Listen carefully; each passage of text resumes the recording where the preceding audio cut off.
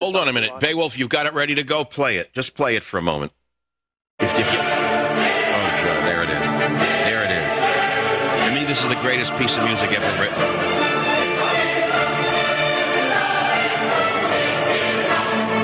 Play it as loud as you can. Play it to wipe out Michael Jackass.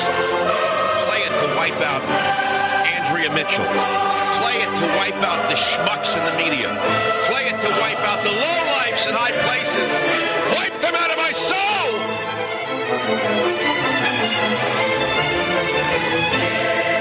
Wipe the vermin out of my soul! Get them out of my mind! Wipe out the people who leave balloons and teddy bears for a singer! Get them out of my mind, my sight! My soul itself is crying from this insanity! America of losers! Fat, stupid idiots!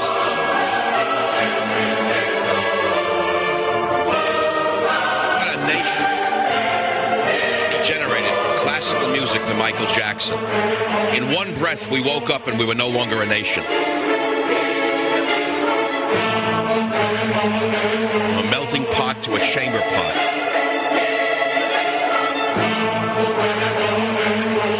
All right, turn it on. The media did it to us. In case you want to know who destroyed America, it wasn't the politicians. It was not the politicians. It was the vermin in the media. They destroyed America. One of these days, I'll actually explain to you who they are, who started it, who started the downfall, when the media turned on America, and who the chief cockroach was who started the downturn. High in the constellation would be a man like Walter Cronkite, for example, who looked like America's grandfather, but in fact was America's enemy, in my opinion. He was the man who single-handedly declared the Tet Offensive in Vietnam a victory when, in fact, it was not a victory. It was U.S. troops who held out against the Vietnamese. They had the victory, but this long-time, wobbly left-winger, Walter Cronkite, whatever his name is the man who turned against the American people in Vietnam. That, to me, signifies one of the great turning points in the American media when it signally turned against this nation, and it's never come back from it until talk radio emerged, and men like me appeared in the media to try and right the ship that is spinning in a circle going down the drain. 1-800-449-8255. I said it all. There's nothing more to say on that topic. If you'd like to comment on some of the other topics of the day, anything but Michael Jackass, I don't care about him. I never thought he was a fine musician. I never thought he was a great man. I never thought he was a great American. There's nothing to celebrate about Michael Jackson. And anyone in the media who continues to do this is the reason America is in the sorry state that it is in. Period. End of story. So that's all. That's why I'm talking about Curtis LeMay. General Curtis LeMay. I spent time talking about him today. I don't know when this is going to end. I don't understand how this goes on and on and on. I don't know how men and women get up in the morning, look themselves in the mirror, and frankly don't throw themselves out of a hotel window. These talking heads who do this to the country. I don't know how they keep themselves from doing it other than I'm assuming they're all on drugs. I'm assuming they know that they're no good. They know they're rats. They know they destroyed the country and stabbed us in the back. And they also know that they are worthless people, which is why they go to psychiatrists and why they're on medication. It's the only explanation for what is going on in the American media today. New York City, WOR, Andy, go ahead, please. You're on the Savage Nation. Michael, you remind me exactly of my sixth grade teacher, Mr. Well, thank you very much. I'm glad I've moved up to that level. Oh, well, let me tell you, he was a great, great man.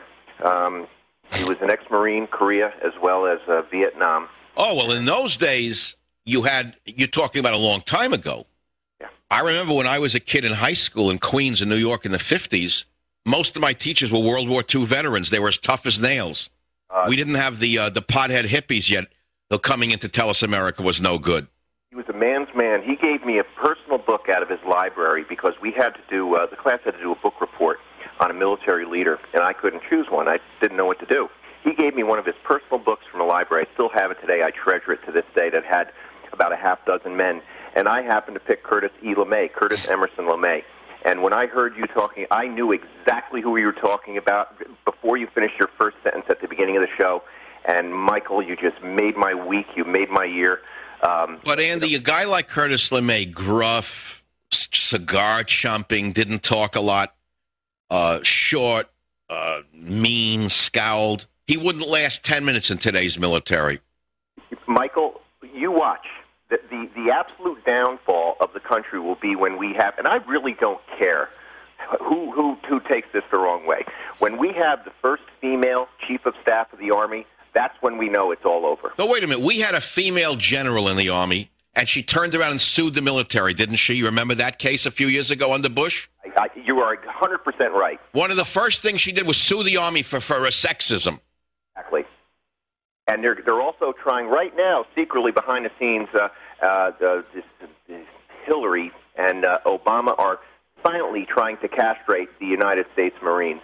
I have some family. That's right, because the U.S. Marines are still in a class by themselves, and I know that they don't like them because they don't answer to the congresswomen very nicely. Thank you. And never forget that it was Congresswoman Pat Schroeder of Colorado who single-handedly almost destroyed the United States naval aviation, the ability of the naval aviators. She went after them tooth and claw with the fake story that they topped a woman in a hotel. In a hotel, they picked on women. Remember what she did? The witch hunt. Pat Schroeder, communist, Colorado.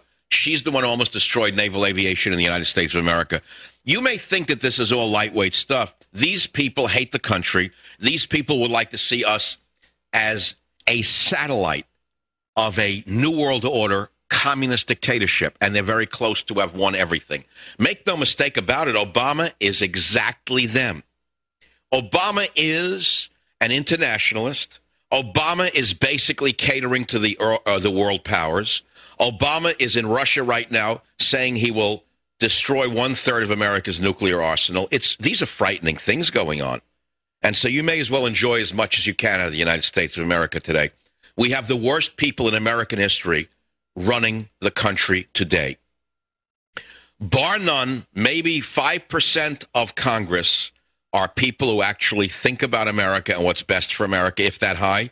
We have the most venal and the lowest common denominator running this country today, and I don't know where this ends. I don't know how much worse it can get, but it certainly will get worse before it gets better. I'll be right back.